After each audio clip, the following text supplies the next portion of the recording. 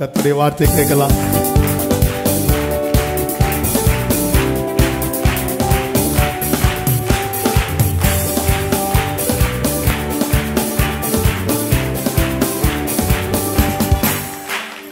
ஜெயமே ஜெயமே ஜெயமே, ஜெயித்தவரால் நமக்கென்றும் ஜெயமே.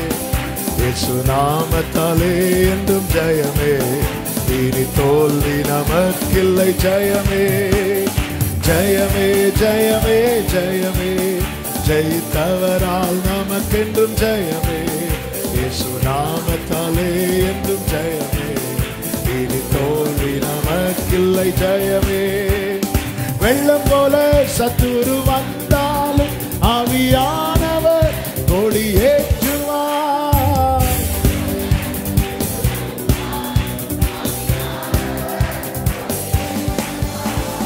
தண்ணீர்கள் உடைந்து ஓடுவது போல் சத்துருவை சிதறடிப்பார். ஆமென். நல்ல கையை தட்டி சொல்லுவோம். ஜெயமே ஜெயமே ஜெயமே, ஜெயித்தவரால் நமக்கென்றும் ஜெயமே. இயேசு நாமத்தாலே என்றும் ஜெயமே, இனி தோல்வி நமக்கில்லை. ஜெயமே. இயேசுவின் நாமத்திலே, இயேசு நாமத்தாலே என்றும் ஜெயமே, இனி தோல்வி நமக்கு. எதிர்ப்புகள் எதிர்ப்புகள் எத்தனை இருந்தாலும் நாம் முன்னேற நம்மை நடத்துவார்.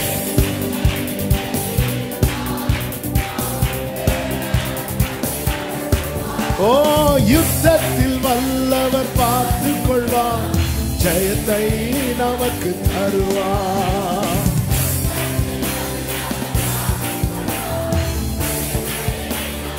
ஆமென். ஜெயமே ஜெயமே ஜெயமே, ஜெயித்தவரால் நமக்கென்றும் ஜெயமே. இயேசு நாமத்தாலே என்றும் ஜெயமே, இனி தோல்வி நமக்கில்லை. ஜெயமே. ஜெயித்தவரால் நமக்கென்றும் ஜெயமே, இயேசு நாமத்தாலே என்றும் ஜெயமே, இனி தோல்வி நமக்கில்லை. ஆமென். தாழ்த்துகிறோம் ஆண்டவரே, தொடர்ந்து எங்க கூட பேசுங்கப்பா. மீட்பர் நாமத்தில் பிதாவே, ஆமென். ஒரு விசை கூட கைகளை உயர்த்தி ஹalleluya. வெளிப்படுத்தின விசேஷம் 21வது அதிகாரம். வெளிப்படுத்தின விசேஷம் 21வது அதிகாரம், அதனுடைய 7வது வசனத்தை வாசிக்க கேட்கலாம். வெளிப்படுத்தின விசேஷம் 21:7. ஜெயம் கொள்ளுகிறவன் எல்லாவற்றையும் சுதந்தரித்துக் கொள்ளுவான். நான் அவன் தேவனாயிருப்பேன், அவன் என் குமாரனாய் இருப்பான். ஜெயம் கொள்ளுகிறவன் எல்லாவற்றையும் சுதந்தரித்துக் கொள்வான். ஆரம்பத்திலிருந்தே நான் தேவனாய் இருப்பேன், அவன் எனக்கு பிள்ளையா இருப்பான், நான் தேவனாய் இருப்பேன், இப்படி சொல்லி சொல்லி சொல்லி சொல்லி வந்துட்டு கடைசியில எங்க வந்து முடிக்கிறார் பாருங்க. ஜெயிக்கிறவனுக்கு நான் தேவனாய் இருப்பேன். ஜெயிக்கிறவன் என் பிள்ளையா இருப்பான். கடைசியில எங்க போய் நிக்கிறார் பாருங்க. ஜெயம் கொள்ளுகிறவன் அவனோ, நான் அவனுக்கு தேவனா இருப்பேன். அதன் அர்த்தம் என்ன?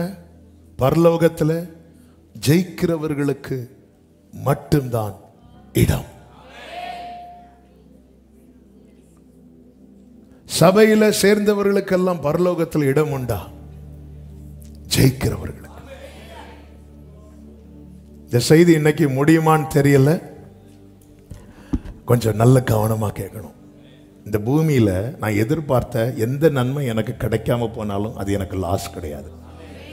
ஆனால் இந்த பூமியில எல்லாமே எனக்கு கிடைச்சு பரலோகத்தை நான் மிஸ் பண்ணிட்டேன்னா என் வாழ்க்கையில் அதுதான் இழப்பு.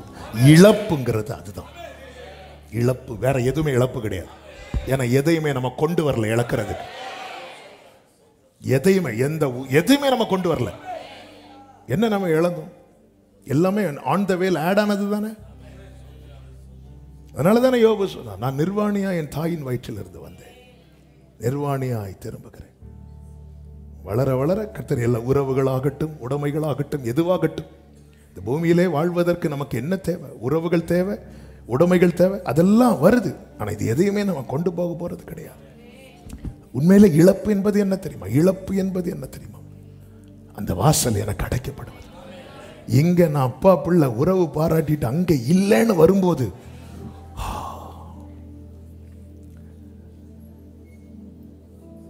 20 வருஷம் தேவ தயவில் வாழ்ந்தவனை யாபோக் காற்றின் கரையில வைத்து கர்த்தர் கேட்கிறார், உன் பெயர் என்னவென்று.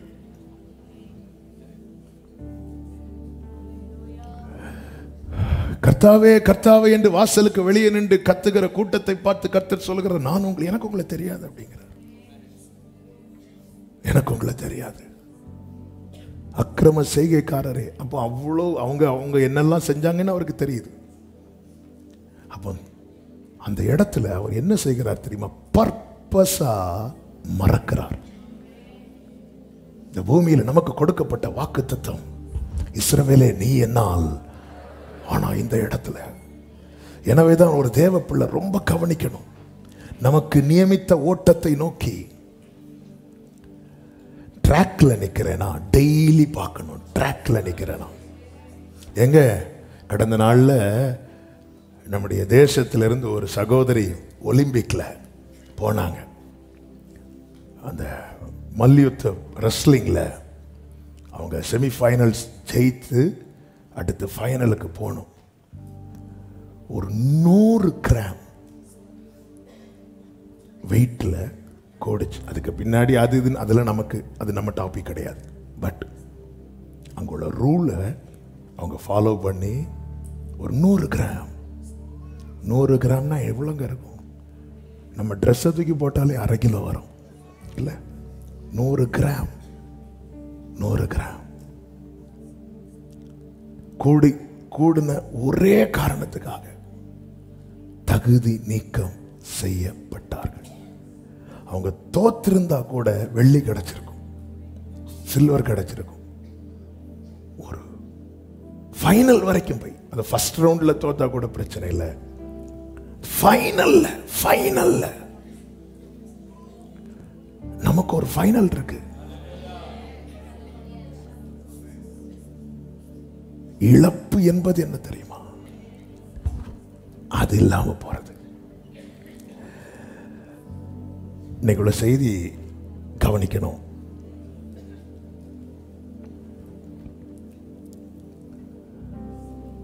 சபைக்கு செய்தியை ஜெயம் கொள்ளுகிறவன் எவனோ, அதுதான் செய்தி. நான் கரெக்டா சர்ச்சுக்கு போறேன், கரெக்டா காணிக்கை கொடுக்கிறேன், கரெக்டா ஆராதிக்கிறேன், அதனால நான் வந்துடுவேன். ஏன்னா இயேசு இந்த பூமியில வந்துட்டு தோத்துட்டு பிதா கிட்ட போகல. இந்த பூமியில வந்துட்டு மகிமையாய் வெற்றி சிறந்து பிதா கிட்ட போயிருக்கிறார். என்னையும் உங்களையும் அவருடைய குமாரனுடைய சாயலா இருப்பதற்கு ரோமர் 8:29 நம்மை முன் குறித்திருக்கிறார். வெளிப்படுத்தின விசேஷம் ஆரம்பம் நமக்கு தெரியும். பத்மு தீவிலே யோவான் விடப்படுகிறான். அங்கே ஆவிக்குள்ளாகும் போது அவன் ஒரு காட்சியை பார்க்கிறான். 7 குத்து விளக்குகள். அந்த 7 குத்து விளக்குகள் மத்தியிலே மார்பில் பொற்கச்சை கட்டினவராய் நம் ஆண்டவராகிய இயேசு கிறிஸ்து உலாவுவதை பார்க்கிறான். எந்த இயேசுவின் மார்பில் சாய்ந்திருந்தானோ, எந்த இயேசுவோடு பழகி கொண்டிருந்தானோ, அந்த இயேசுவுக்கு முன்பாக இப்பொழுது பொத்துன்னு விழுறான். அப்படிப்பட்டவர் அவர். செத்தவனை போல விழுறான். இன்னைக்கு டேடின்னு கூப்பிடுறோம், நேசரேன்னு கூப்பிடுறோம். அவர் மகிமை பொருந்தினவராய் வெளிப்படும் போது அவருக்கு முன்னாடி நாம நிக்க முடியாது என்பதனாலதான் அவருக்கு ஒப்பாய் கர்த்தர் நம்மை மறுரூபப்படுத்தி அவரை பார்க்க வைக்க போகிறார். ஹல்லேலூயா. நான் இயேசுவை பார்ப்பேன் என்பதை விட என்னை அவர் தம்மை பார்க்க வைக்க போகிறார். ஹல்லேலூயா. நல்ல கவனிங்க. அப்ப இந்த 7 குத்து விளக்குகள் 7 சபைகள் என்று சொல்லப்பட்டிருக்கிறது. அப்படி சொல்லிவிட்டு ஒவ்வொரு சபைக்கும் ஒவ்வொரு காரியத்தை சொல்லி எச்சரிக்கிறார். பாராட்ட வேண்டியதை பாராட்டுறார், வான் பண்ண வேண்டியதை வான் பண்றார். அதில் எபேசு சபைக்கு சொல்லும்போது கர்த்தர் சொல்லுகிற வார்த்தை, அதனுடைய 4-5 வசனங்கள், 2வது அதிகாரம் 4-5 வசனங்கள். ஆனாலும் நீ ஆதியில் கொண்டிருந்த அன்பை விட்டாய் என்று, நீ ஆதியில் கொண்டிருந்த அன்பை விட்டாய் என்று, உன் பேரில் எனக்கு குறை உண்டு. உன் பேரில் எனக்கு அன்பே உனக்கு இல்லைன்னு இங்க சொல்லல. அந்த ஃபர்ஸ்ட் லவ். அடுத்த வார்த்தை, ஆகையால் நீ இன்ன நிலைமையிலிருந்து, நீ இன்ன நிலைமையிலிருந்து விழுந்தாய் என்பதை நினைத்து, விழுந்தாய் என்பதை நினைத்து மனம் திரும்பி ஆதியில் செய்த கிரியைகளை செய்வாயாக. இப்போ நீ செஞ்சிட்டு இருக்கல, இதுல திருப்தி இல்லை எனக்கு. ஆனா ரட்சிக்கப்பட்ட ஆரம்பத்தில் நீ செஞ்சல. இப்போ நான் 6 மணிக்கு சர்ச்சுக்கு வரலையா? 6 மணிக்கு நான் சர்ச்சுக்கு வரேன். எது நிமித்தம் வரும்? இன்னைக்கு சண்டே வரணும்னு வரும். ஆதியில் எது நிமித்தம் வந்தோம்? அன்பு நிமித்தம். இப்ப நான் பைபிள் படிக்கிறேன் இல்லையா? படிக்கிறேன். எது நிமித்தம் படிக்கிறோம்? பழக்கப்பட்டுட்டேன். ஆதியில் எப்படி பைபிள் படிச்சோம்? அன்பு நிமித்தம். இப்ப நான் ஜெபம் பண்ணலையா? ஜெபம் பண்றேன். எது நிமித்தம் ஜெபம் பண்றோம்? அது பழக்கம் ஆயிட்டு. கால் எழுமனதும் ஆதியில எப்படி செஞ்சோம்? அன்பு நிமித்தம் செஞ்சோம்.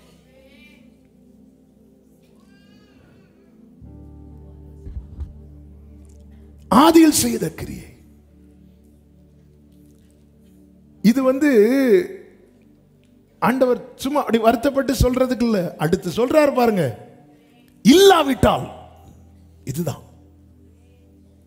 இல்லாவிட்டால் நான் சீக்கிரமாய் உன்னிடத்தில் வந்து நீ மனம் திரும்பாத பட்சம். மனம் திரும்புதல் என்பது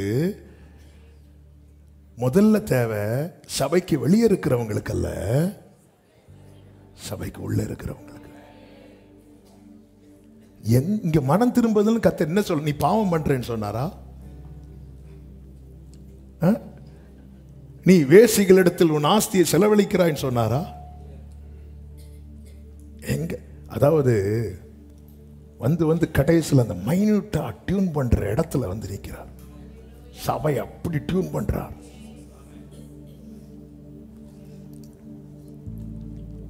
இங்க அட்ஜஸ்ட் பண்ணி உட்கார்ந்துட்டோம், அங்க அட்ஜஸ்ட் பண்ணி உட்கார முடியாது.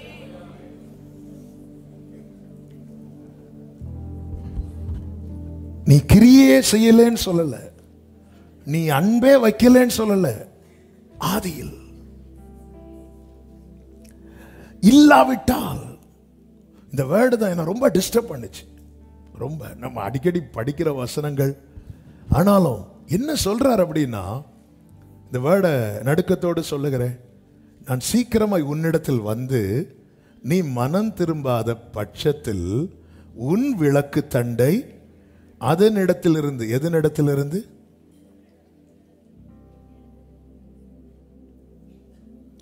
ஏழு குத்து விளக்கு. அதுல ஒண்ணு எது? எபேசு சபை. நான் நீக்கிருவேன்ட்டார். அதன் அர்த்தம் என்னன்னா, 6 வச்சு என்னால சமாளிக்க முடியுங்கிறார்.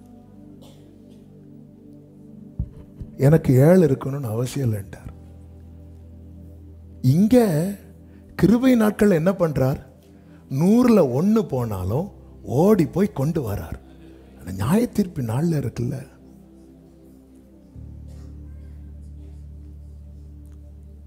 கிருபை நாட்கள்ல 100ல் 1 போச்சு. அப்படி இல்ல, அவர் நேரா போறார், தேடி போறார், தூக்கி தோள்ல போட்டு கொண்டு வந்து சேர்க்கிறார். இப்ப 100 ஆச்சு. ஆனா ஜட்ஜ்மெண்ட் டேல 7 எப்படியாவது இருந்துதான் ஆகணும். இல்ல பாரு, இந்த ஆதியில் செய்த கிரியை இல்லைன்னா நான் உன்னை நீக்கிருவேன்ட்டார். நாரை வச்சு சமாளிச்சிருவேங்கிறார். சபையே, எவனுக்கு அதிகம் கொடுக்கப்பட்டதோ அவனிடத்தில் அதிகம் கேட்கப்படும். அதனாலதான் பைபிள்ல இருக்க கர்த்தருடைய நாளை விரும்புகிறவனுக்கு ஐயோ என்று சொல்லப்பட்டிருக்கிறது. நம்ம கொண்டு நினைச்சிட்டு இருக்கிறோம் தெரியுமா? அதில்ல. தேவன் இந்த நாட்களிலே கிருபையை நமக்கு தருகிறது. இந்த கிரேஸ் பீரியட் எதுக்கு கொடுப்பாங்க? 1 மணிக்கு எக்ஸாம் முடியுது, இன்னொரு ½ அன் அவர் எதுக்கு எக்ஸ்ட்ரா கொடுக்கறாங்க? கேண்டீன்ல போய் சம்சா சாப்பிடுறதுக்கா? எதுக்கு கொடுக்கறாங்க? ஏதாவது இன்னும் ஏதாவது ரெண்டு கொஸ்டின் கூட உன்னால அட்டன் பண்ண முடியும், அட்டன் பண்ண, எழுத முடியும், எழுது. ஏன்னா நீ பாஸ் ஆயிரணும். பாஸ் ஆகிறதுக்காக, ஜெயிக்கிறதுக்காக தான் கிரேஸ் பீரியட். கர்த்தர் கிருபையை நமக்கு தாராளமாய் கொடுப்பது ஜெயிப்பதற்காக மட்டுமே. ஆண்டவர் வருத்தப்பட்டு பாரம் சுமக்கிறவர்களே, நீங்கள் எல்லாரும் வாருங்கள் வாருங்கள் வாருங்கள் கூட்டு கூட்டு கூட்டு கூட்டு கடைசியில் பார்த்தா குறைச்சிட்டே இருக்கிறார். 10 ஸ்திரீகள் வராங்க, 5 பேர் புத்தி உள்ளவர்கள், 5 பேர் 10ல 1 அல்ல, 10ல நேர பாதி ஆக்கிட்டாரு. 2 பேர் படுத்துக் கொண்டிருப்பார்கள், ஒருவன் எடுத்துக்கொள்ளப்படுவான், கைவிடப்படுவான். அந்த இடத்துல 2 பேர் படுத்திருப்பாங்கன்னா கண்டிப்பா யாராதான் இருக்கும்? புருஷனோ? அதுல இப்ப மனைவி வந்ததுனால புருஷனும் கூட அப்படி கிடையாதுங்க. அவனவன் ஆத்துமாவுக்கு அவனவன் உத்தரவாதி. அவனவன் ஆத்துமாவுக்கு அவனவன் உத்தரவாதி. எங்க அப்பா பாஸ்டர் ஆனதுனால நான் போயிருவானோ? எனக்கு அந்த ரட்சிப்பு வேணும். எனக்கு அவரோடு பர்சனல் ரிலேஷன்ஷிப் வேணும். ஆவியான ஒரு சபைகளுக்கு சொல்லுகிறதை காதுள்ளவன் கேட்க கடவன். 2 பேர் வயல்ல வேலை பார்த்துட்டு இருப்பாங்க, ஒருவன் எடுத்துக்கொள்ளப்படுவான், ஒருவன் கைவிடப்படுவான். எதுக்கு இதெல்லாம் சொன்னார்? நம்ம இதெல்லாம் அண்டர்லைன் பண்ணி வச்சிருக்கிறோமா? இல்ல. நமக்கு வாலு தலை, வாலாகாமல் அதெல்லாம் ஆகுங்க. இங்க தலையாகுங்க, கண்ணாகுங்க, மூக்காகுங்க. அங்க போயிட்டு எனக்கு ஒண்ணு தெரியாதுன்ட்டார்னா, ஆதியில் செய்த கிரியையை நீ செய். ஏன் ஆண்டவர் இவ்வளவு ஃபோர்ஸ் பண்றனா? உனக்கு முடியும், நீ செஞ்சு காட்டின. ரட்சிக்கப்பட்ட ஆரம்பத்தில் நீ எப்படி இருந்த என்கிட்ட, இப்ப முடியும்ல உன்னால. ஓசியா 2 சொல்லப்பட்டிருக்கிறது அல்லவா, உன் இளவயதின் நாட்களில் பாடினதை போல நீ பாடுவாய் என்று. ஓசியா 2:14 வாசியுங்கள். அக்காலத்திலே நீ என்னை இனி பாகாலி என்று சொல்லாமல் ஈஷி என்று சொல்லுவாய். ஈஷினா என்ன தெரியுமா? ஹஸ்பண்ட். ஹஸ்பண்ட் வாசிங்க. பாகாலுடைய நாமங்களை அவள் வாயிலிருந்து அற்று போக பண்ணுவேன். இனி அவைகளின் பேர் 15 அவ்விடத்திலிருந்து அவளுக்கு அவளுடைய திராட்சை தோட்டங்களை நம்பிக்கையின் வாசலாக ஆகோரின் பள்ளத்தாக்கையும் கொடுப்பேன். அப்பொழுது அவள் அங்கே தன் இளவயதின் நாட்களிலும், அங்கே பாடுவான்னு சொல்லல, தன் இளவயதின் நாட்களிலும், தான் எகிப்து தேசத்திலிருந்து வந்த நாளிலும், அதாவது அந்த ரட்சிக்கப்பட்ட அந்த நாளில அவ பாடினது போல பாடுவாள். அன்னைக்கு அவ மனசுல வேற எதுவுமே இல்ல. கர்த்தருடைய அந்த மீட்பர், அவர் தான் ஹீரோ.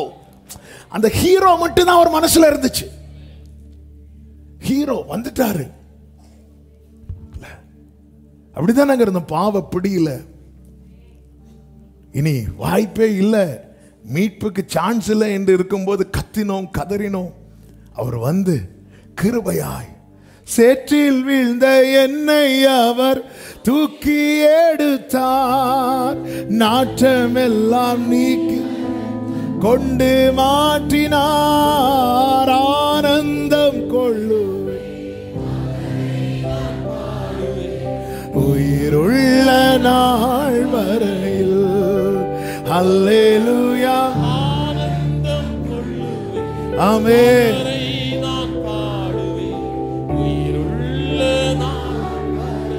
நல்ல கவனமா கேளுங்க. அப்ப தேவன் நம்மிடத்தில் எதிர்பார்க்கிறது இதுதான். ஏன்னா அப்பொழுது நாம் செய்தது எல்லாமே அன்பின் நிமித்தம். நீ ஆதியில் செய்த கிரியையை விட்டுவிட்டாய். வேதத்தில் தேவன் மனிதனை தமது சாயலாய் சிருஷ்டிக்கிறார். ஆதாம் ஏவாளை தேவன் மனிதனை ஆணும் பெண்ணுமாக சிருஷ்டித்தார், தமது சாயலாக. இவர்களுடைய ஆரம்பம் எப்படி இருந்துச்சுன்னு நமக்கு நன்றாய் தெரியும். எல்லாமே அவரை டிபெண்ட் பண்ணி தான் இருந்தாங்க. எல்லாமே, எதை சாப்பிடணும் எதை சாப்பிடக்கூடாது, காலையில் எழும்புறதுல இருந்து நைட்டு தூங்குறது வரை தன்னை உண்டாக்கின தேவனையே சார்ந்திருந்தார்கள். இதுதான் அவர்களுடைய ஆரம்பமாக இருந்தது. ஆதியாகமம் 2வது அதிகாரம் எடுக்க வேண்டாம், நமக்கு தெரிந்ததுனால நேரம் இல்லை.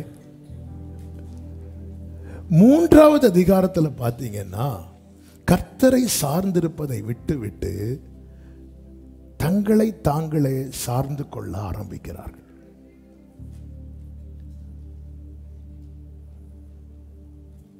இதுவரைக்கும் ஃபுல் அது கர்த்தரை சார்ந்திருந்ததுனால அந்த பழம் அங்கே இருந்துச்சு.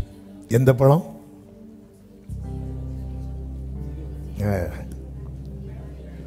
நன்மை தீமை அறியத்தக்க பழம். அங்கே தொடவே இல்லை. கேட்டாங்களே, ஆதாம் போய் கேட்டார் ஆண்டவர்கிட்ட, ஆண்டவரை ஆண்டவர் இதை விளக்கு கேட்கல. ஆண்டவர் இதை சாப்பிடுனா சாப்பிடுவார், வேண்டானா வேண்டாம். இப்படிதான் சார்ந்து இருக்கிறது. கொஸ்டின் பண்ணாம இருக்கிறது, கேள்வி கேட்காம இருக்கிறது. இதெல்லாம் நீ புசிக்கலாம். இது நம்ம கிட்ட இப்ப ஆண்டவர் கேட்ட நமக்குள்ள உடனே கேள்வி வரும். ஏன்? என் வீட்டில் நீங்க ஒண்ணு சொல்லுங்க, ஏன்னு எல்லாரும் கேட்பாங்க. கேட்பாங்களா கேட்க மாட்டாங்களா?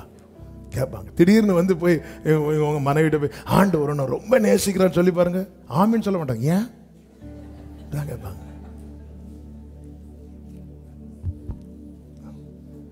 நீங்களும் போய் நீங்க ரொம்ப அழகா இருக்கீங்க சொல்லி பாருங்க, சண்டை போய் சொல்லக்கூடாது. பரவாயில்ல நீங்க சொல்லுங்க, அவங்க உனக்கு என்ன ஆச்சு அப்படின்னு கேட்பாங்க. ஒரு கேள்வி வரும். இவங்களுக்கு கேள்வி வர மாட்டேங்குது. கர்த்தரை சார்ந்து இருக்கிறவர்களுக்கு கேள்வி வராது, கேள்வி வராது. சார்ந்து இருக்கிறவனுடைய அடையாளம். நான் கொஸ்டின் பண்ணிட்டு இருக்கிறேன், நான் சார்ந்து இருக்கலன்னு அர்த்தம். நான் கூட இருக்கிறேன், சார்ந்து இருக்கல. நான் போட்ல அவரோடு இருக்கிறேன், சார்ந்து இருக்கல. பேதுரு ஐயரே ராம் முழுவதும் பிரயாசப்பட்டோம் ஒன்றும் அகப்படவில்லைன்னு சொன்னார்ல, அதுக்கு இயேசு என்ன சொன்னார்?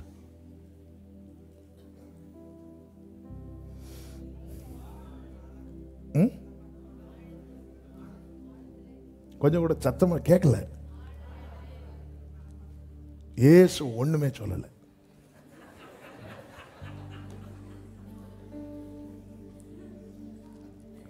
பைபிள்ல அவர் போதகம் பண்ணி முடித்த பின்பு அப்படிதான் இருக்கு. அதன் அர்த்தம் என்னென்ன? உன்கிட்ட சொல்ல வேண்டியதெல்லாம் சொல்லியாச்சு, இனி என்கிட்ட கேள்வி கேட்காத. அந்த சீன் அப்படியே கண்ணுக்கு முன்னாடி கொண்டு வரவா. இயேசு வந்து ப்ரீச் பண்ணி முடிச்சிட்டார். முடிச்சுட்டு இப்போ ஆழத்துக்கு போட்டார். பேதுரு ஆழத்துக்கு போட்டாச்சு, வலையை போடுங்கிறார், அவ்வளோதான். அதுக்கு மேலே இயேசு பேசலை. பைபிளில் பார்த்தா தெரியும். ஐயரே ராம் முழுவதும் பிரயாசப்பட்டும் ஒன்றும் அகப்படவில்லை அப்படி சொல்லும்போது இயேசு போட்டில் இருந்து பேதுரு அப்படி பார்த்துட்டே இருந்திருப்பார். பார்த்தோன்ன பேதுரு, உங்க வார்த்தையின்படி, அவ்வளோதான் அவ்வளோதான். நான் ஒரு கேள்வி கேட்டு ஆண்டவர் எனக்கு பேசலைன்னா ஏற்கனவே சொல்லிட்டாருன்னு அர்த்தம். எனக்கு நிறைய கேள்வி இருக்கு ஆண்டவரே, இது எனக்கு இந்த மாசம் கிடைக்குமா, இந்த ஜெபத்திலே அது கிடைக்குமா? அவர் அமைதியா இருக்கிறாரா? அதான் சொல்லியாச்சு. அதான் நமக்கு அப்படிதான் தோணும். அதான் உனக்கு ஒரு வார்த்தை சொல்லலை. ஏன்னா அவர் போதகம் பண்ணி முடித்த பின்பு உன்கிட்ட பேசியாச்சுப்பா, உன்கிட்ட சொல்லியாச்சு, அவங்ககிட்ட பேசியாச்சு. 86 வயதுல 75 ஆபிரகாம்கிட்ட பேசுறார், 86 கர்த்தர் பேசுறார், அடுத்து 99 பேசுறார். 13 வருஷம் கேப். திருப்பி வந்து வேற புதிய காரியத்தை பேசல, ஏற்கனவே பேசினது. அதுக்கிடையில தான் ஒரு ஆகார் இடையில இருக்கிறான். ஆண்டவர் நீங்க அமைதியா இருந்ததை நான் நினைச்சேன். பொய் சொல்லவோ மனம் மாறவோ நீர் மனிதர் அல்லவே. சொல்லியாச்சு, பேசியாச்சு, அவர் சொல்லியாச்சு. அவர் கட்டளை, இது கட்டளை இட்டார்ன்னு இருக்கு. கட்டளை இட்டா அதுக்கு மேல கொஸ்டினே பண்ணக்கூடாது. அவர் சொன்னாலே கட்டளை தான். கொஸ்டின் பண்ணால சார்ந்து இருந்தாங்க எல்லாம் ரைட்டு. அடுத்த அதிகாரத்தில் இங்க பழம் மேட்டர் கிடையாது, சார்ந்து இருக்கிறதா மேட்டர். நமக்கு வந்து மொட்டையை படிக்கும்போது என்ன ஒரு பழம் சாப்பிட்டதுக்கு எப்படியா, நாங்க என்னெல்லாம் சாப்பிட்டு இருக்கிறோம் இல்ல, ஒரு பழம் சாப்பிட்டு, இங்க பழம் மேட்டர் கிடையாது. இங்க சாத்தான் வந்து என்ன பேசுறான் அப்படின்னா, உனக்கு எதுக்கு ஒரு தேவன், இதை சாப்பிட்ட நீயே தேவன் ஆயிடலாமே.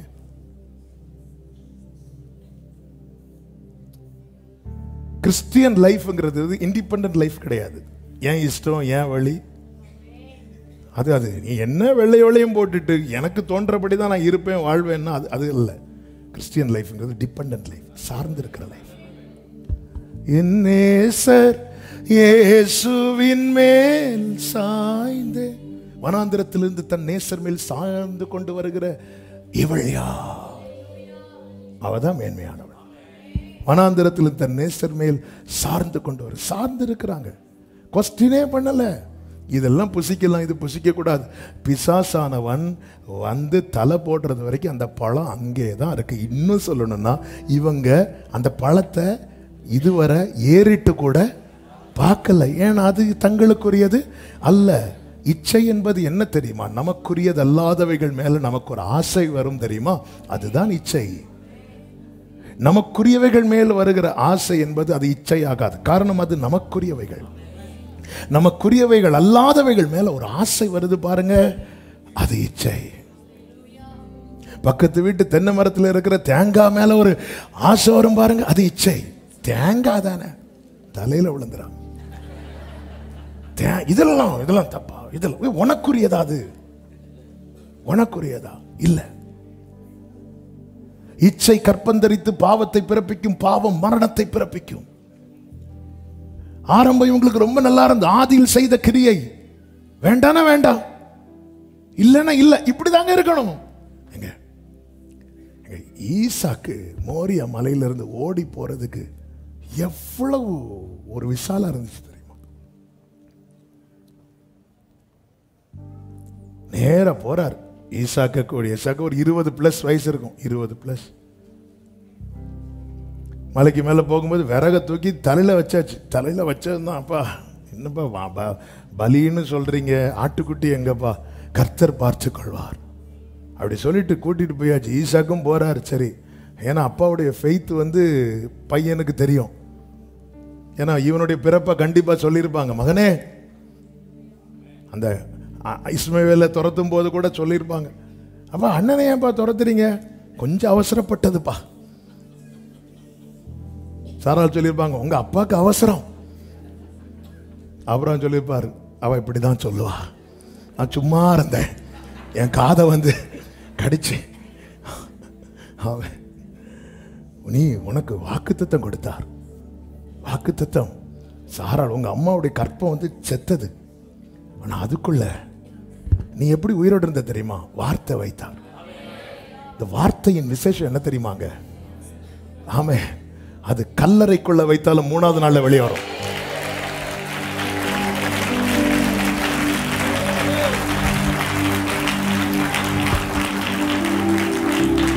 வார்த்தையானவர் கிறிஸ்து. கல்லறைக்குள்ள வச்சாங்க, 3வது நாள் வெளியே வந்துட்டார். ஏன்னா அந்த வார்த்தையில ஜீவன் இருந்தது. அந்த ஜீவன் மனுஷருக்கு ஒளியா இருந்தது. சாராளுடைய கற்பம் செத்தது, வைத்தார், வெளியே வந்தாச்சு. இப்ப நேரம் இப்பதான் அந்த ஃபெய்த்லயே வளர்ந்த பிள்ளை, கர்த்தர் பார்த்துக்கொள்வா, நேரம் வந்தாச்சு. ஆபிரகாம் பலிபீடம் உண்டாக்கின்னு இருக்கு. அப்ப அங்க போய் தான் கல்லெல்லாம் எடுத்து வைக்கிறார். பலிபீடம் உண்டாக்கும் போது ஈசாக்கின் கண்கள் எதை தேடி இருக்கும் தெரியுமா? என்ன அது உன்னையும் காணும். அடுத்து ஆபிரகாம் விறகுகளை எல்லாம் அந்த பலிபீடத்தின் மேல அடுக்கி வைக்கிறான். அப்பொழுதும் ஈசாக்கின் கண்கள் தேடி இருக்கும். இப்பொழுது ஆபிரகாம் ஈசாக்கை கட்டி என்று இருக்கு. ஈசாக்கினுடைய சம்மதம் இல்லாம ஆபிரகாமுக்கு ஈசாக்கை கட்ட முடியாது. ஏன்னா வாலிப பையன். அந்த இடத்துல ஈசாக்கு ஓடி இருக்கலாம். எவ்வளவு சான்ஸ் இருக்கு. ஒரு ரூமுக்குள்ளனா கூட ஓகே, ஆபிரகாம் ரூமுக்குள்ள போய் கதவை பூட்டி கொண்டு இல்ல, ஒரு மலை மேல எந்த பக்கம் காலு தட்டி விழுந்தாலே கீழே வந்து லேண்ட் ஆயிடலாம். ஈசாக்கு நிக்கிறான், கத்தி முனையில ஒரு கொஸ்டின் பண்ணலாங்க.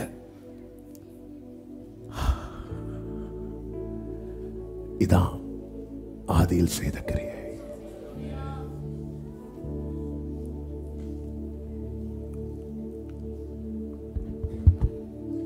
ஆபிரகாமின் நேசகுமாரன் ஈசாக்கு அப்பா சொன்னதை செய்ய கொஸ்டின் பண்ணாம ஒப்பு கொடுத்தது போல பிதாவின் நேசகுமாரனாகிய இயேசு இந்த பூமியில வந்தார். ஈசாக்கு விறகை தன்மேல் வைத்துக் கொண்டு சுமந்தான். இயேசு சிலுவையை தன்மேல் போட்டுக் கொண்டு சுமந்தார். Glory. ஓடி இருக்கலாம், எஸ்கேப் ஆயிருக்கலாம், மறைந்து போயிருக்கலாம். இயேசுக்கு நிறைய இடத்துல இயேசு மறைந்து போனார். இயேசுவை பிடிக்க வரும்போது மறைந்து போயிருக்கலாம். இல்ல,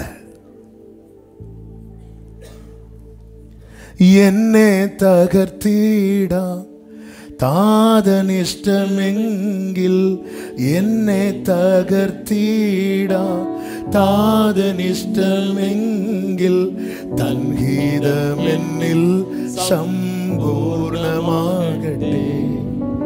தன்ஹீதமென்னில் சம்பூர்ணமாகட்டே.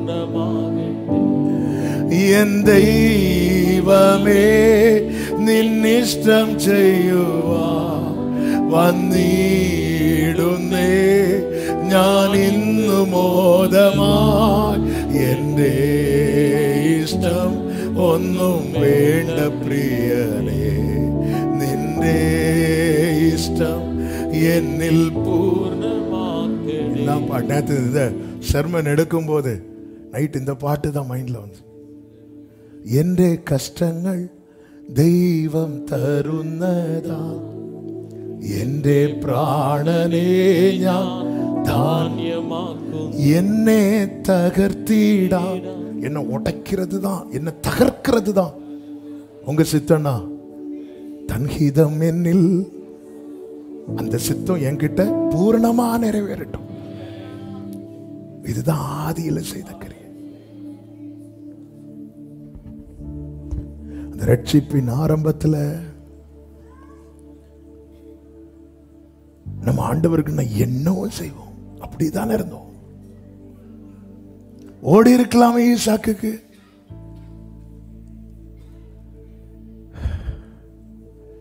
அப்போ அதுவரை அப்பாவை சார்ந்திருந்தான். இப்போ அப்பா என்ன கட்ட போறாருன்னு தெரிஞ்சதும் தட்டல்ல, கட்டுங்கப்பா, கொஞ்சம் கூட டைட்டா கட்டுங்கப்பா. அந்த பலிபீடத்துல ஈசாக்கை தூக்கி, என்னை தகர்த்தீடா. ஏன் ஆண்டவரே, நான் உங்களை அவ்வளோ நம்புறேன் ஆண்டவரே. என் தேவனை என் தேவனை ஏன் என்னை கைவிட்டீர் என்று சொன்ன நேசகுமாரன் தன் ஜீவனை அவர் கையில தான் கொடுக்கிறார், அவர் கையில தான் கொடுக்கிறார். பிதாவே உம் கையில் என் ஆவியை ஒப்பு கொடுக்கிறேன். Thank you Holy Spirit. Hallelujah. இப்படி இருந்தவங்க இப்பொழுது சுயத்தை சார்ந்து கொள்ள ஆரம்பிக்கிறார்கள். நான் எது சாப்பிடணும் எது சாப்பிடக்கூடாதுன்னு அவர் என்ன தீர்மானிக்கிறது? எனக்கு பிடிச்சதை நான் சாப்பிடுவேன், எனக்கு பிடிச்ச வாழ்க்கையை நான் வாழ்வேன். இந்த லைஃபுக்குள்ள போயிட்டாங்க. இதற்கு காரணம் என்ன தெரியுமா? அந்நிய சத்தத்துக்கு செவி கொடுக்கிறது. எப்படிப்பட்டவர்களும் இயேசுவினிடத்தில் வரலாம், ஆனா இயேசுவினிடத்தில் வந்தவர்கள் இப்படிதான் வாழ வேண்டும் என்று கர்த்தர் ஒரு பாதையை நியமித்திருக்கிறார். எப்படி யாரா இருந்தாலும், எப்பேற்பட்ட பாவிக்கும் இயேசுவினிடத்தில் மன்னிப்பு உண்டு. ஆனா இயேசுவினிடத்தில் வந்த பிறகு எப்படியும் வாழலான்னு கிடையாது. எனவேதான் பேதுருவை கொண்டு ஆவியானவர் எழுதும் போது 2 பேதுரு 1வது அதிகாரம் அதனுடைய 2வது அதிகாரத்தின் 1வது வசனத்தை வாசியுங்கள். கள்ள தீர்க்கதரிசிகளும் கள்ள தீர்க்கதரிசிகளும் இருந்தார்கள் என்றால் முந்தின வசனத்திலே சொல்லப்பட்டிருக்கிறது. 1 கடைசியில தீர்க்க தரிசனமானது ஒரு காலத்திலும் மனுஷருடைய சித்தத்தினாலே உண்டாகவில்லை, தேவனுடைய பரிசுத்த மனுஷர்கள் பரிசுத்த ஆவியினாலே ஏவப்பட்டு பேசினார்கள். அப்படி சொல்லிட்டு அங்க முடிக்கல. அடுத்து சொல்றாரு, கள்ள தீர்க்கதரிசிகளும். எப்பவுமே நல்ல தீர்க்கதரிசிங்க இருந்தா கள்ள தீர்க்கதரிசிகளும் இருப்பார்கள். பணத்துல நல்ல நோட்டு இருந்தா இது மட்டும் கோரஸா சொல்லுங்க. கள்ள நோட்டும் இருக்கும். 100 ரூபாய்க்கு கள்ள நோட்டை அடிச்சாங்க, 150 ரூபாய்க்கு அடிக்கல. ஏன் 150 ரூபாய்க்கு அடிக்கல தெரியுமா? அடிக்க 100க்கு அடிச்சு 500க்கு அடிச்சாங்க, 1000க்கு அடிச்சாங்க, 150 ரூபாய்க்கு அடிக்கல. ஒரிஜினல் இல்ல, ஈஸியா தெரிஞ்சிடும். அதனால கள்ள தீர்க்கதரிசிகளும் பிரைஸ் எல்லாம் சொல்லிட்டு தான் வருவாங்க.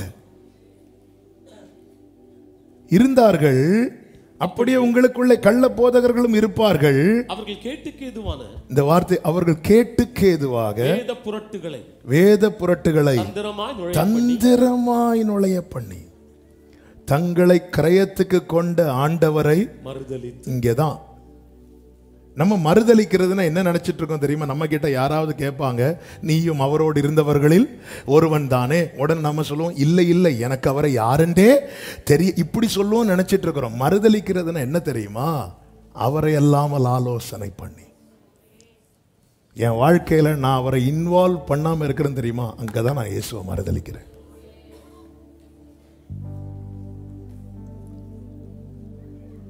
என் வாழ்க்கையில எனக்கு தோன்றதை நான் செய்கிறேன். அதான் எப்படியும் வாழலாம் என்கிற நிலைக்கு இன்னைக்கு துருபதேசங்கள் வந்து சத்தியத்தை விட வேகமாய் பரவி கொண்டிருக்கிறது. வேதம் தெளிவாய் சொல்லுகிறது, ஜெயிக்கிறவனை தான் கடைசி நாட்கள்ல ஆண்டவர் நீங்க தான் பிள்ளைங்கிற அதிகாரம் கொடுத்துட்டீங்களே, ஜெயிக்கிறவனுக்கு நான் தேவனா இருப்பேன், அவன் என் பிள்ளையா இருப்பாங்கிறார். பைபிள் வந்து எப்படி வாழலாம் என்று நமக்கு சொல்லவில்லை. பைபிள் நமக்கு என்ன சொல்லுகிறது?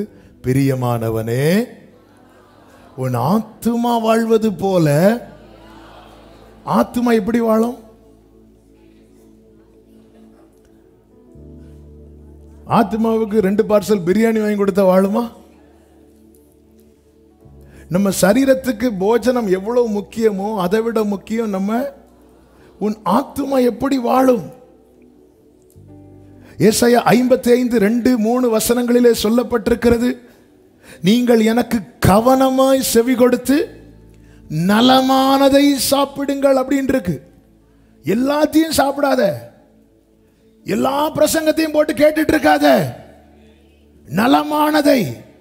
அப்பொழுது உங்கள் ஆத்துமா கொழுப்பான பதார்த்தத்தினால் மகிழ்ச்சியாகும். உங்கள் செவியை சாய்த்து என்னிடத்தில் வாருங்கள், அப்பொழுது உங்கள் ஆத்துமா பிழைக்கும். கேளுங்கள். எப்படி வரணுமா? செவியை சாய்த்து. ஆத்துமாக்கு பிழைப்பே என்ன தெரியுமா? வார்த்தை தான். வசனம்தான் பசியாற்றும் உணவு, பிரசனம்தான் தாகம் தீர்க்கும் தண்ணீர். ஏங்க, நிறைய சாப்பிட்டுட்டோன்னு சொல்லிட்டு என்னெல்லாமோ எக்ஸசைஸ் பண்ணுவோம். என்னைக்காவது ஐயோ நிறைய வசனம் எனக்குள்ள போயிட்டு நான் கொஞ்சம் எக்ஸசைஸ் பண்ணி குறைக்கணும்னு யாராவது ட்ரை பண்ணியிருக்கிறோமா? இந்த ஆத்துமா வந்து கேளுங்கள், அப்பொழுது உங்கள் ஆத்துமா பிழைக்கும். நான் பாடும்போது நீர் என் உதடுகளும் நீர் மீட்டு கொண்ட என் ஆத்துமாவை மீட்டு கொண்டு எனக்குள்ள வச்சிருக்கிறார். உன் ஆத்துமா வாழ்வது போல. என் ஆத்துமா வாழுதா? முதல்ல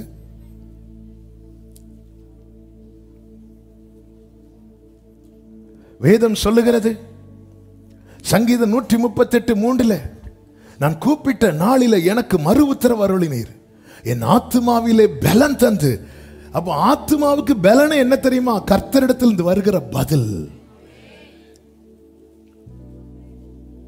டெய்லி டெய்லி டெய்லி காலையில வந்து, இப்ப ஃபாஸ்டிங் பிரேயர்னால நிறைய பேர் காலைல சாப்பிடாம வருவோம். ஆனாலும் ஒரு கிளாஸ் டீயாவது குடிப்போம். டீக்குள்ள என்னெல்லாம் போட்டிருக்கோன்னு கர்த்தருக்கு தான் தெரியும். பெங்களூர்ல ஒருத்தர் சொன்னாரு, அவங்க வீட்டில் வந்து அன்னைக்கு பிரியாணி வச்சாங்களாம். அப்போ ஃபாஸ்டிங் வேற இவர் எடுத்தாராம். அப்போ நீங்க பிரதர் எப்படி நீங்க மேனேஜ் பண்ணீங்க? நான் என்ன பண்ணேன், நான் பிரியாணி சாலிட்லாம் சாப்பிட மாட்டேன், லிக்யூட் ஒன்லி. அதனால என்ன பண்ணுங்க, பிரியாணி எல்லாம் மிக்சியில் போட்டு அடிச்சு தண்ணியா என்னெல்லாம் கண்டுபிடிக்கிறாங்க. அதாவது இதெல்லாம் தானியேலுக்கு தெரிஞ்ச நெஞ்சில் அடிச்சிருப்பாரு. மோசெல்லாம் தெரிஞ்ச மலையிலேருந்து இறங்கியிருக்கவே மாட்டார். சில பார்க்குறாங்க இது நல்ல ஐடியாவா இருக்கு.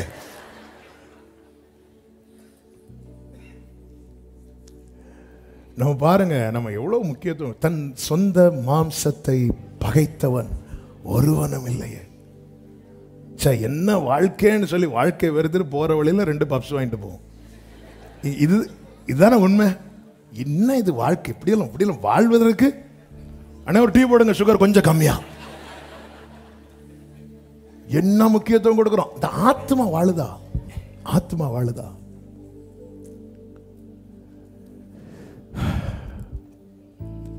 வாரத்துக்கு ஒருக்கா அதுவும் வந்திருந்து பாதி உறக்கத்தில். ஆமே பிரியமானவர்களே, இந்த பைபிள் எப்படி என்கரேஜ் பண்ண தெரியுமா? ஆத்மா எதுல வாழும்? வார்த்தையில். உன் ஆத்மா வாழ்வது போல நீ உனக்கு எல்லாத்துக்கும் என்ன வேணும் தெரியுமா? வார்த்தை வேணும். ஆமே. பாவம் செய்கிற ஆத்மாவே சாகும். எசேக்கியேல் 18:20. நீதிமொழிகள் 8:36. எனக்கு விரோதமாக பாவம் செய்கிறவனோ தன் ஆத்துமாவை சேதப்படுத்துகிறான்.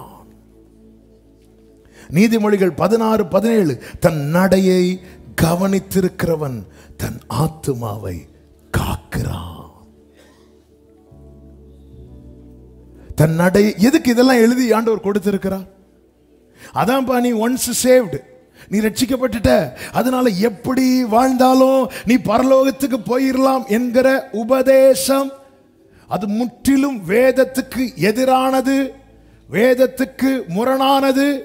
இப்படிப்பட்ட சத்தத்தை தயவாக நீங்கள் சமீபத்திலும் தூரத்திலும் யார் எங்க இருந்து கேட்டாலும் சரி, வேதம் தெளிவாய் வான் பண்ணுகிறது, ஜெயம் கொள்ளுகிறவனே சுதந்தரிப்பான். அப்படின்னா எதுக்கு இதெல்லாம் எழுதணும்? அவரே எழுதிட்டு முடிச்சிட்டு போயிட வேண்டியதானே. எப்படியாவது நீ ரட்சிக்கப்பட்டு அதுக்கப்புறம் இல்ல. ஆண்டவர் என்ன சொன்னார்? நீங்கள் உலகமெங்கும் போய் சர்வ சிருஷ்டிக்கும் சுவிசேஷத்தை பிரசங்கித்து அவர்களை எனக்கு சீஷராக்கி அவர்களுக்கு பிதா குமாரன் பரிசுத்த ஆவி நாமத்தினாலே ஞான ஸ்நானம் கொடுங்கள் அப்படி சொல்லி முடிச்சாரா? இல்ல. கொடுத்து நான் உங்களுக்கு கட்டளையிட்ட யாவையும் அவர்கள் கை கொள்ளும்படிக்கு அவர்களுக்கு உபதேசம் பண்ணுங்கள். அறியாமை உள்ள காலங்களில் தேவன் காணாதவர் போல இருந்தார். அப்ப நமக்கு தோணும், அப்ப அப்படியே இருந்துட்டு போயிடலாம். இல்ல. யாருடைய அறியாமை உள்ள காலங்கள்ல? ரட்சிக்கப்பட்டவர்களுடைய அறியாமை உள்ள காலங்கள்ல. இப்ப நாம் பாவியாகவே பிறந்து பாவியாகவே வளர்ந்து பாவத்தில் இருந்து கொண்டிருக்கும் போதுதான் சுவிசேஷம் என்னை நோக்கி வருகிறது. கிறிஸ்துவின் சுவிசேஷம் என்னை நோக்கி வருகிறது. நான் உணர்த்தப்படுகிறேன், என் இருதயத்தில் குத்தப்படுகிறேன். ஐயோ, நான் இவ்வளவு பெரிய பாவியா, ஐயோ நான் பாவம் செஞ்சிட்டேனே. அப்படி உணர்த்தப்பட்டு நான் ஆண்டவரிடத்தில் என் காரியத்தை எல்லாம் சொல்லி, ஆண்டவரே நான் தப்பு பண்ணிட்டேன்ப்பா, ஆண்டவர் நீர் எனக்காக மரித்தது இல்லப்பா, உங்க ரத்தம் எனக்காக என் பாவம் போக சிந்தப்பட்டது, என்னை தயவாய் கழுவும், எனக்கு கிருபையாய் இனி இந்த பாவத்திலே நான் விழாதபடி என்னை காத்துக்கொள்ளும், என் பாவங்களை தயவாய் மன்னியும் என்று நான் ஒப்புரவாகும் போது இயேசு கிறிஸ்துவின் ரத்தம் சகல பாவங்களை நீக்கி என்னை சுத்திகரிக்கும். சகல பாவங்களை நீக்கி சுத்திகரிக்கும் போது நான் முன் செய்த அத்தனை பாவங்களும் அதில் என்ன ஆகும் தெரியுமா? அதான். அப்ப நான் ரட்சிக்கப்பட்டுட்டேன். நான் ரட்சிப்புக்குள்ள வந்ததுனால என்னுடைய அறியாமை உள்ள காலங்களை கர்த்தர் எப்படி இருப்பார் தெரியுமா? காணாதவர் போல. அதை இனி சாத்தான் எடுத்துட்டு வந்தாலும் கர்த்தர் அவனை தான் கடிந்து கொள்வாரை தவிர என்னை அல்ல. அப்படிதானே அக்கினி நின்று தப்பு வைக்கப்பட்ட பிரதான ஆசாரியனுக்கு விரோதமாய் ஆண்டவரே இங்க பாருங்க, அவன் யார் தெரியுமா? கர்த்தர் சாத்தானை கடிந்து கொண்டு சொன்னார், அவன் இன்னும் அந்த தீயில இல்ல, அவன் தப்பு வைக்கப்பட்டவன். ஹல்லேலூயா. அறியாமை உள்ள காலம், அது அறியாமை உள்ள காலம். இப்போ வந்துட்டோம். இனி ஒவ்வொரு காலமும் ஒவ்வொரு காரியமும் ஹல்லேலூயா. ஆமென். ஜீசஸ். காலமேறே செல்லும் முன்னே പ്രാണനാഥൻ വന്നിടുമേ. ചോര തന്നു വീണ്ടെടുത്തോൻ കണക്കന്നു ചോദിക്കുമേ. കാലമേറെ ചെല്ലും മുന്നേ പ്രാണനാഥൻ വന്നിടുമേ. ചോര തന്നു വീണ്ടെടുത്തോ കണക്കന്നു ചോദിക്കുമേ. ദയവു ചെയ്ത് തമ്പുരാനെ ദുഃഖിപ്പിക്കല്ലേ. நல்லவராய தாசராய் நின்னிடனே. அவர் இலவசமா கொடுத்தார். ஆனா அவர் இலவசமாய் கொடுத்தது என்பது எந்த மனிதனுக்கு கொடுக்க முடியாதது. எனவே கணக்கு கேட்க வருவார். ஒரு தாலந்து கொடுத்தவன்டே கணக்கு கேட்க வந்தார்னா தன் உயிரையே கொடுத்திருக்கிறார் நமக்கு. நமக்கு தேவன் தந்தது ஒரு தாலந்து அல்ல, தம்முடைய ஜீவன். சபையே திருச்சபையே தெய்வத்தே மறந்திடலே. சபையே பிரிய சபையே இயேசுவினே மறந்திடலே. தலையே மறந்து போயா உடலினு. தலை அவர் தாங்க. தலை நம்ம தலையாயிடக்கூடாது. நம்ம தலையாக முயற்சிக்கிறோம். இதுக்கு தான் சாத்தான் ட்ரை பண்றான். இதுக்குதான் சாத்தா வந்து ட்ரை பண்றான். எதுக்கு உனக்கு அவரு ஒரு பழம் சாப்பிடுறதுக்கு உனக்கு அவருடைய ஆலோசனை தேவையா? என்னையா நீ எல்லாரும் அவங்க இஷ்டத்துக்கு போறாங்க வராங்க, நீ என்னடானா நான் ஜோமெண்ட் வரேன் ஜோமெண்ட். என்ன நீ மனுஷனா? நீ எந்த காலத்துல இருக்கிற? அநேகர் வேதம் எப்படி வாழணும்னு சொல்லுது. உன் ஆத்துமா வாழ்வது போல. ஆத்துமா வார்த்தையில மட்டும்தான் வாழும். ஒரு தேவ பிள்ளைக்கு அது தேவை. எனவேதான் இயேசு 40 நாள் உபவாசம் பண்ணி முடித்த போது அவருக்கு பசி உண்டாயிற்று. பிசாசானவன் வருகிறான், ஒரு கல்லை காண்பித்து, நீர் தேவனுடைய குமாரனே, ஆனால் இந்த கல் அப்பங்களாகும்படிக்கு இதற்கு கட்டளையிடும் என்று சொல்லும் போது இயேசு சொல்லுகிறார், மனிதன் அப்பத்தினால் மாத்திரமல்ல தேவனுடைய வாயிலிருந்து புறப்படுகிற ஒவ்வொரு வார்த்தையினாலும் பிழைப்பான். அதன் அர்த்தம் என்ன? எனக்குள்ளே ஆத்துமா வாழ்ந்து கொண்டிருக்கிறது. ஆத்துமா வாழுதுன்னா கர்த்தர் நம்ம எல்லாவற்றிலும் வாழ வைப்பார். கொஞ்ச நேரத்தில் தூதர்கள் வந்து அவருக்கு என்ன செய்தார்களா? பணிவிடை செய்தார்கள். இந்த வேதத்தை புரட்டுறது, வசனத்தை மாத்துறது இல்ல. ஆண்டவர் எதுக்குங்க சொல்லணும்? அப்போ ஜீவனுக்கு போகும் வாசல் இடுக்கமானது எதுக்கு சொல்லணும்? ஃபாதர் அழகா பாடி இருக்கிறாங்களா, இடுக்கமான வாசல் வழியே வருந்தி நுழைய சிலுவை சுமந்து சிரித்த முகம். எனவேதான் ஆண்டவர் எரேமியா இஸ்ரவேல் ஜனங்கள் லாஸ்ட்ல இந்த தீர்க்க தரிசனம்லாம் குறி கேட்கறது மாதிரி ஆயிட்டு. அதனாலதான் பாருங்க, ஆகாப் ஒரு யுத்தத்துக்கு போகும்போது மீகாயாவை கூப்பிட மாட்டான். ஏன்னா மீகாயாவை கூப்பிட்டு அவன் உள்ளதபடி சொல்லிடுவான். அப்போ நமக்கு இதமா பேசுறது யாரு? அவங்கள கூப்பிடுவோம். ராஜாவெல்லாம் கூப்பிட்டது திருப்பி சும்மா அனுப்ப மாட்டார். போகும்போது வெயிட்டா கொடுத்து விடுவார். அவங்க நான் யுத்தத்துக்கு போலாமா? எல்லாரும் கோரஸா போலாம் ராஜாவே. ஆண்டவர் தீர்க்கதரிசியை கொண்டு சொல்லுகிறார் எரேமியா 23:30, ஆகையால் இதோ ஒவ்வொருவராய் தன் தன் அயலாரிடத்தில் என் வார்த்தையை திருட்டுத்தனமா எடுக்கிற தீர்க்கதரிசிகளுக்கு நான் விரோதி. அவங்க என்ன தீர்க்க தரிசனம் சொன்னாங்க, அது முந்தின நாள் கேட்டுட்டு அடுத்த நாள் இங்க வந்துட்டு கர்த்தர் சொல்லுகிறார். அங்கெல்லாம் இப்படிதான் நடந்துச்சு. அந்த காலத்திலே நடந்தனா இந்த காலம்.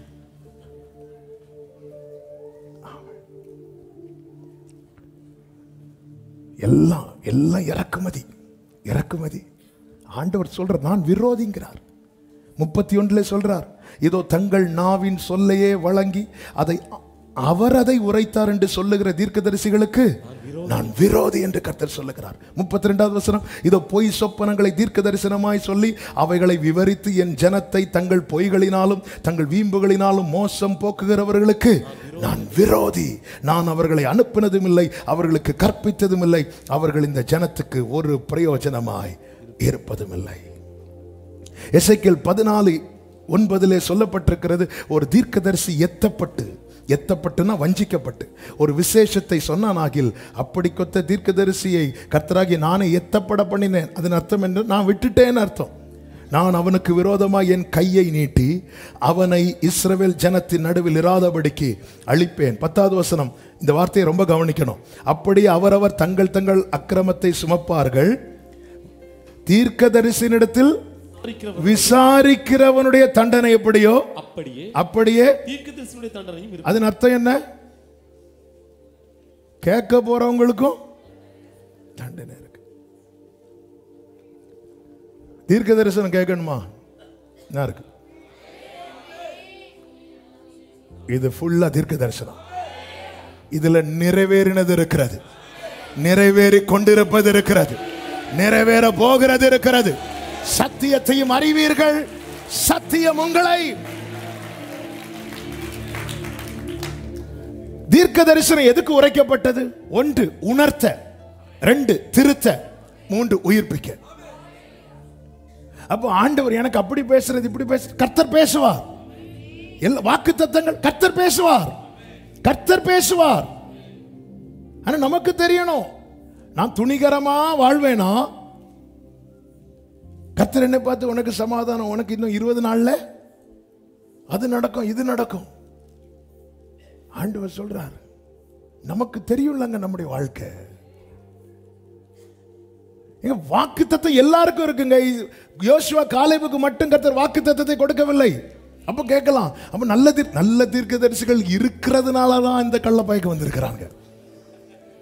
இல்லைன்னா ஈஸியா என்ன பண்ணலாம்? அடையாளம் காணலாம். எதுக்கு ஆட்டுத்தோல் போர்த்திட்டு ஓனாய் வருது? அங்க என்ன இருக்கு? அங்க ஆடே இல்ல, வெறும் ஓனாய் மட்டும் ஆட்டுத்தோல் போர்த்திட்டு வந்தா என்ன ஆகும்? சத்தம் போடுது பாத்தீங்களா? என்ன ஆகும்? கண்டுபிடிச்சிரும். 100 ஆடுகடை கிளையில இருக்கும்போது தெரியாது. இதனால நல்ல தீர்க்கதரிசிகள் இன்றும் இருக்கிறார்கள், இன்னைக்கும் இருக்கிறாங்க. இன்னைக்கும் கர்த்தரால் பயன்படுத்தப்படக்கூடிய, அன்றைக்கே வெளியே தெரிகிறது ஒரு எலியா, வெளியே தெரியாதது 7000 எலியாக்கள் இன்னைக்கும் கர்த்தர் வைத்திருக்கிறார். ஆனா என்ன, இது கடைசி காலம் ஆனதுனால பிசாசானவன் அநேகரை வஞ்சிக்கும்படியாக, அதனாலதான் இந்த வேதத்துக்கு உட்பட்ட வாழ்க்கை இன்னைக்கு யோசிக்கிறது கூட கிடையாது. எப்பாடா ஞானஸ்நானம் எடுத்தாச்சு, எப்பாடா ஞானஸ்நானம் எடுத்தாச்சு. யாருங்க சொன்னா தொட்டில இறங்கி கும்முன்னு இப்படி முங்கி எழும்பி போனதும் பரலோகம் இப்படி திறந்து ஒன்று தூக்கி கொண்டு, அது ஒரு சைன், உடன்படிக்கையின் ஒரு அடையாளம். கல்யாணம் எவ்வளவு நேரம் நடக்கும்? கல்யாணம் 1 மணிக்கு வரும், கல்யாணத்துக்கு முன்னாடி மேக்கப் 5 மணிக்கு வரும். இல்ல இப்படிதானே மொத்தம். பொண்ணு வர கொஞ்சம் லேட்டு லேட்டு லேட்டு, அங்க ஒரே பெயிண்ட் அடி. ஆமா, இங்க வந்தா டவுட், நம்ம வேற கல்யாணத்துக்கு வந்துட்டோமா? மொத்தம் 1 மணிக்கு வரும். அதுலயும் இந்த பாக்ஸிங் முன்னாடி கைப்பிடிக்கிறது மாதிரி 2 பேரை கைப்பிடிச்சு இப்படியே கொடுப்பாங்க.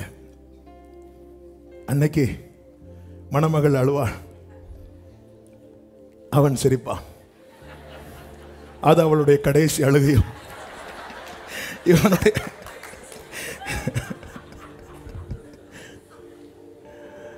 இல்ல, கைப்பிடிச்சாச்சு கைப்பிடிச்சாச்சு கைப்பிடிச்சாச்சு கைப்பிடிச்சாச்சு. அன்னைக்கு கைப்பிடிச்சிட்டு தான் போவாங்க, கைப்பிடிச்சிட்டு தான் போவாங்க. சாப்பிடுறதும் கைப்பிடிச்சிட்டு தான் சாப்பிடுவாங்க. கொஞ்ச நாள் தாண்டா தெரியும், நீ அடுத்த பஸ்ஸுக்கு வா. அதெல்லாம் ஒரு சைன் இல்ல, மேரேஜுக்கு நம்ம இது பண்றதுல ஒரு சின்ன அடையாளம். அதே போல ஞானஸ்நானம் என்பது அது ஒரு அடையாளமாய் வைக்கப்பட்டிருக்கிறது.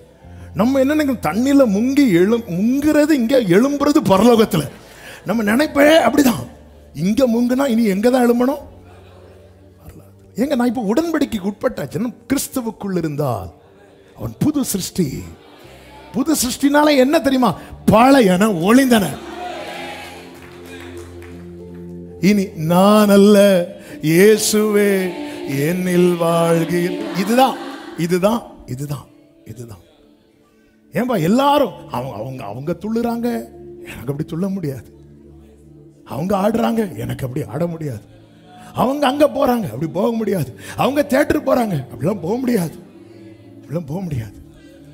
எந்த காலத்திலயா நீ வாழ்க? பிழைக்க தெரியாதவன், என்ஜாய் பண்ண தெரியாதவன், வாழ தெரியாதவன் 1000 சொல்லுங்க. இந்த பூமியில எனக்கு எதுவும் இழப்பு கிடையாது, நஷ்டம் கிடையாது. ஆனா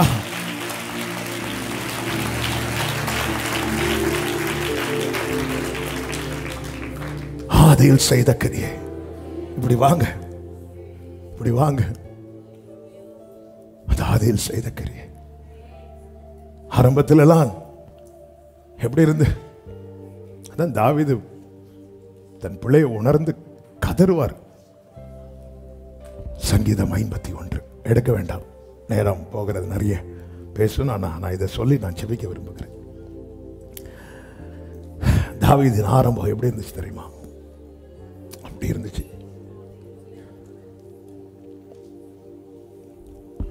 யுத்தம்னு வந்தா முன்னாடி நிற்கிறான்.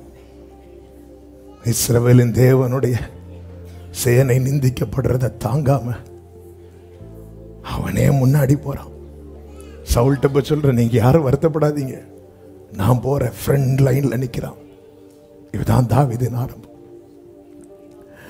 காடு, வனாந்திரம், மலை, குகை இங்க இருக்கும் போதெல்லாம் அந்தி சந்தி மத்தியான வேளைகள்னாலே தாவீது தியானம் பண்ணி மெடிடேட் பண்ணி ஜெபம் பண்ணுவார், மெடிடேட் பண்ணி ஜெபம் பண்ணுவார்.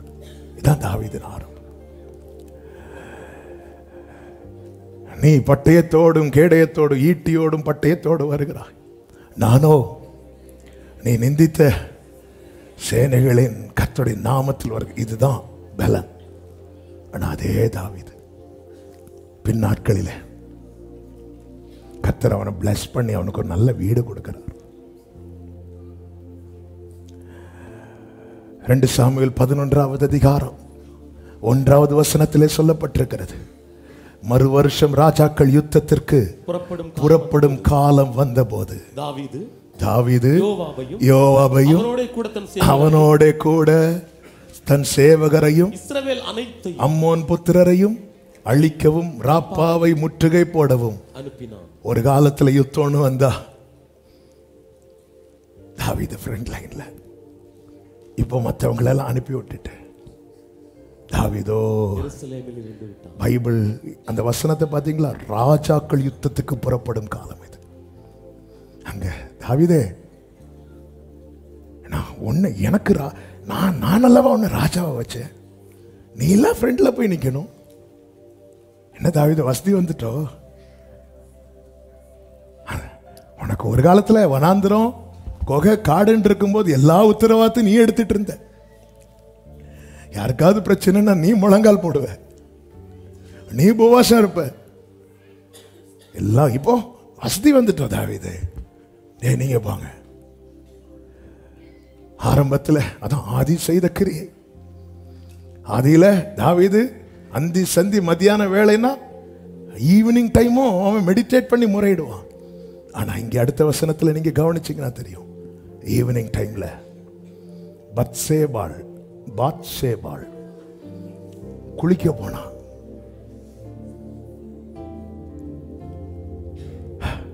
பார்வை மாறுது.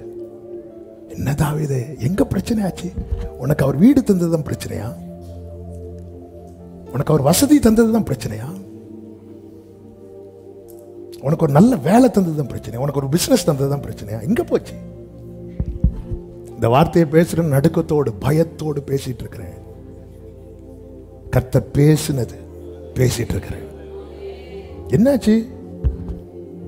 அன்னைக்கு பால்கனி இல்லைல்ல, அன்னைக்கு ஏதோ ஒரு குகையில இருந்தல்ல நீ, அன்னைக்கு ஒழுங்கான சாப்பாடு இல்லைல்ல உனக்கு, இப்போ உனக்கு எல்லாம் சூப்பரா இருக்கு. என்னாச்சு?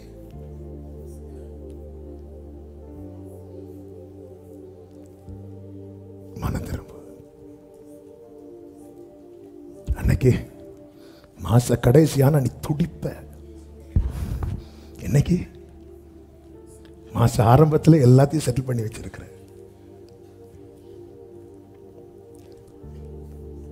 நான் தானே தாவீது உனக்கு கூட்டு வீடு கொடுத்தேன், அந்த வீட்டில் இருந்து பாவம் பண்றிய தாவீது, நீயா கேட்ட என் வீடு? உன் நிலைமைக்கு நீ வீடு கேட்கிற நிலைமையிலே இருந்த. நான் தானே என் தாசனுக்கு நான் வீட்டை கட்டுவேன். அதான் ஆண்டவருக்கு தாங்க முடியல. நான் தானே கட்டினேன் உனக்கு வீடு, நான் தானே உனக்கு பால்கனியெல்லாம் வச்சு வீடு கொடுத்தேன், நீ அதுல இருந்துட்டு என்ன பார்ப்பேன்னு பார்த்தேன். என் பிள்ளை பாவம் காட்டுல இருந்து பார்க்கறான், வனாந்திரத்துல இருந்து பார்க்கறான், குகையில இருந்து பார்க்கறேன். என் பிள்ளைக்கு நான் நல்ல ஒரு வீடு கொடுத்தா அதுல இருந்து பார்ப்பான்னு பார்த்தா, நீ அதுல இருந்து என்னடா பார்த்துட்டு இருக்கிற?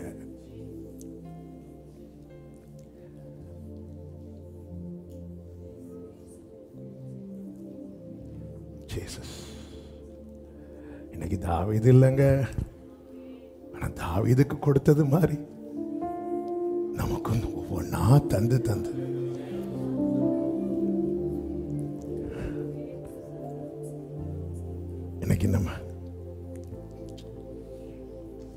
இன்னைக்கு நம்ம கையில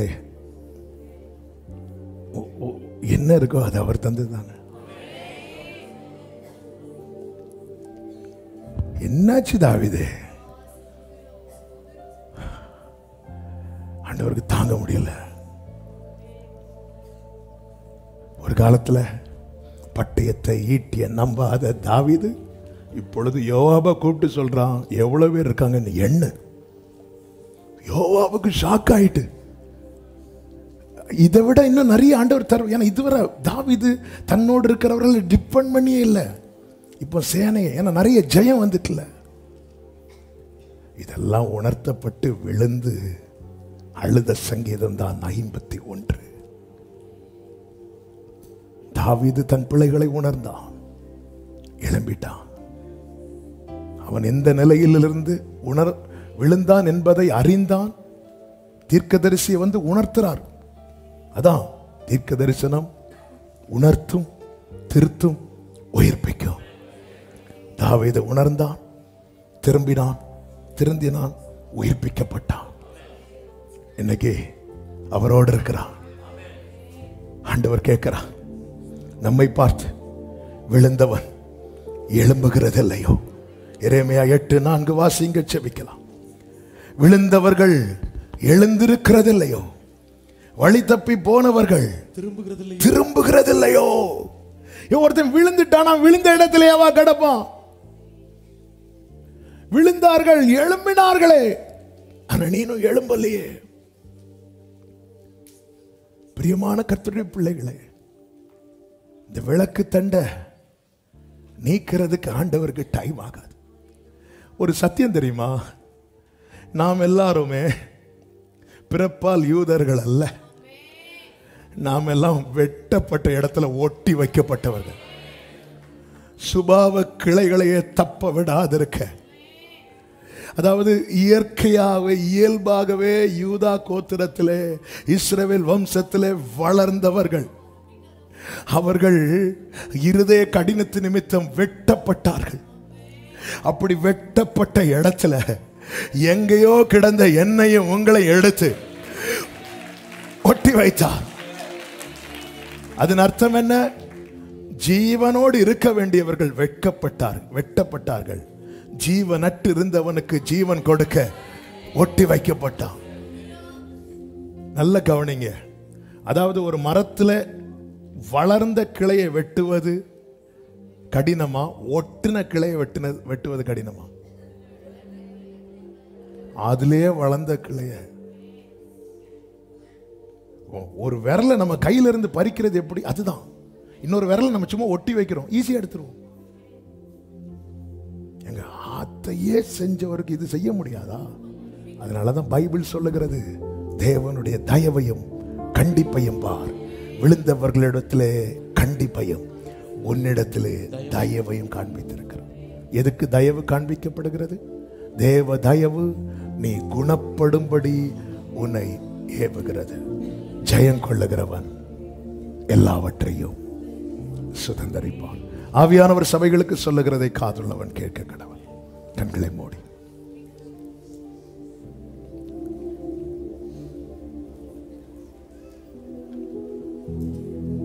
முடிந்தால் முழங்கார் படியிட்டு அல்லது எழுமி நின்று, அவங்களுக்கு எப்படி வசதி.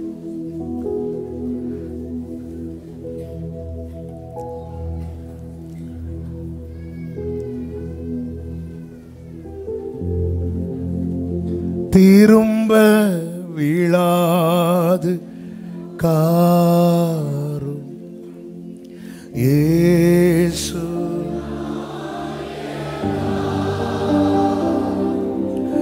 கிருபை இல்லாது காரும் இயேசு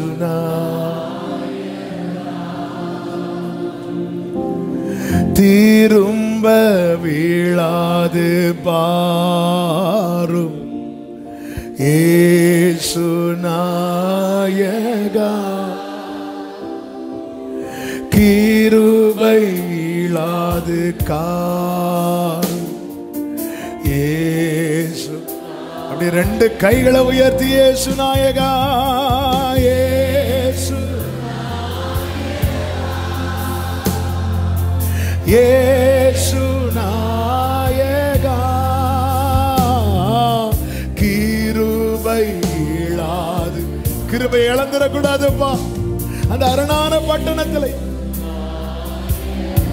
என்னை உமக்கு தந்தேன், என்னை உமக்கு தந்தேன் இயேசு நாயகா.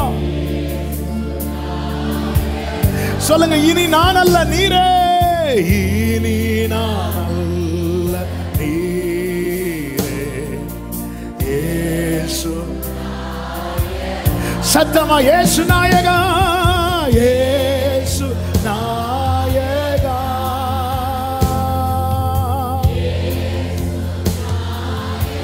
இனி நான் அல்ல நீரே, இனி நான் உடரமக்ரோலமம்ரேதனரா.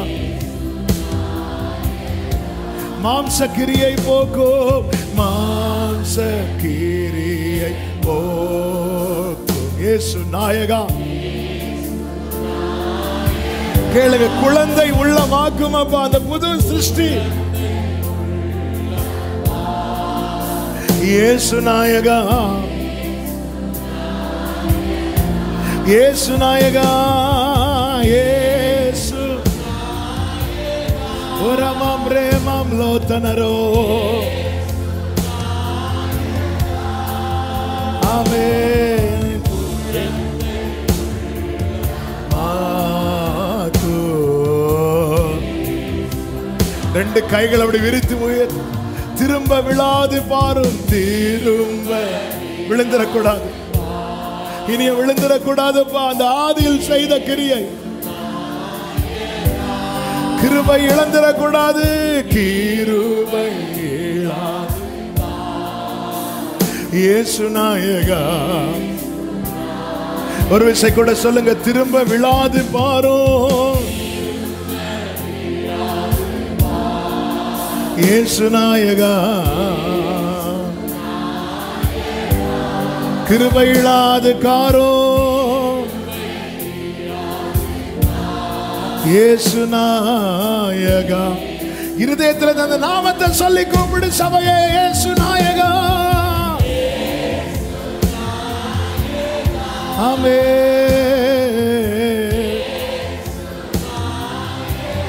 glory கிருபை ஜீசஸ்.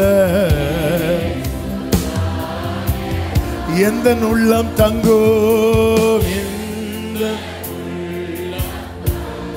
இயேசு நாயகா. உந்தன் வீடாய் கொள்ளும்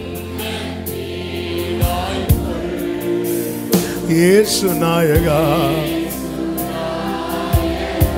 ஆமென். வலது கரத்தை வானத்துக்கு நேராக உயர்த்தி இடது கரத்தை இருதயத்தில் வை. ஆண்டவரே, அந்த ஆதியில அந்த ஆதி அன்பு அன்னைக்கெல்லாம் நமக்கு அலாரம் தேவையே கிடையாது. எனக்குள்ள இருக்கிற ஆவியால் அதிகாலையில அன்னைக்கு அவர் எழுப்பும் போது நம்ம எதிர்க்கவும் இல்லை, பின்வாங்கவும் இல்லை. அதுதான் கர்த்தர் எதிர்பார்க்கிறார், அதுதான் கர்த்தர் கேட்கிறார். I love you Jesus, I love you Jesus. அன்னைக்கு நீ என்ன பார்த்து நாயகர்னு சொன்ன, அவருக்கு அது கேட்க அவ்வளவு பிடிக்கும். அன்னைக்கு நீ என்ன பார்த்து நாயகர், ஆண்டவரே அப்பா ஐ லவ் யூ, கிருபை தார், கிருபை தார்,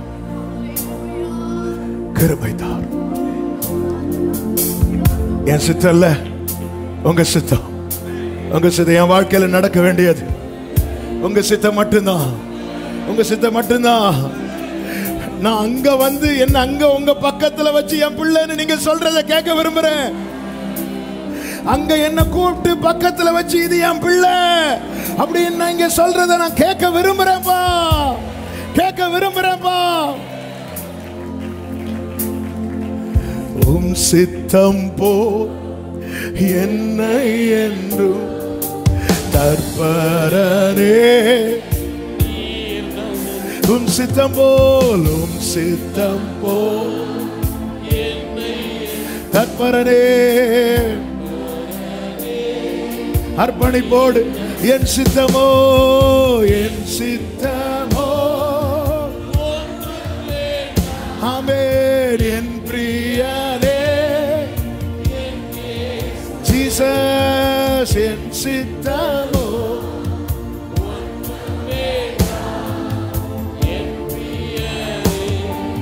திருமார்பில் நான் சாய்ந்திடுவேன், திருமார்பில் நான் சார்ந்திடுவேன். மறுபிரயாண ஆமென், திருமார்பில் நான் க்ளோரி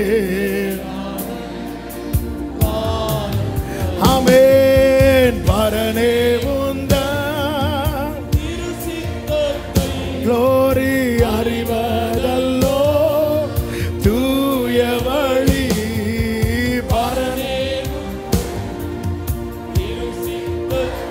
க்ளோரி மமலரதோ, உம் சித்தம் போல், உம் சித்தம்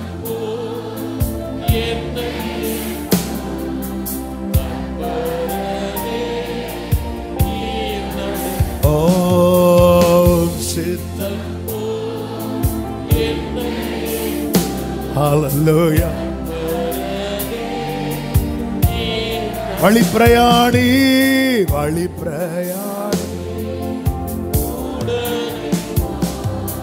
வழி தவறா நடந்திடுவே. வழி தவறிடக்கூடாது.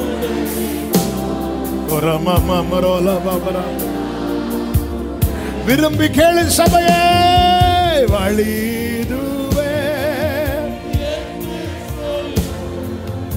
இனியாகிதோ. எங்கள் காதுகள் கேட்கட்டும் ஆண்டவரே. ஆமென். ஜீசஸ் க்ளோரி, உம் சித்தம் தற்பரனே, உம் சித்தம் போ.